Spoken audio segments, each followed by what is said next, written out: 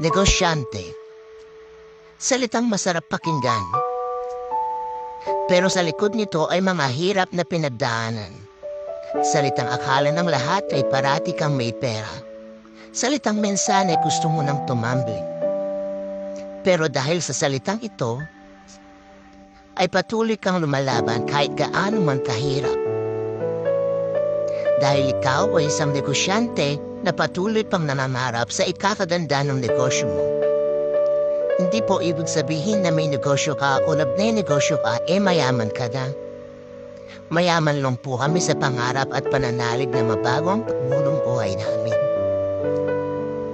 Kaya bago mo isipin na mayaman na ang isang negosyante, malamang hindi mo alam ang hirap at pagod na pinagdaanan niya.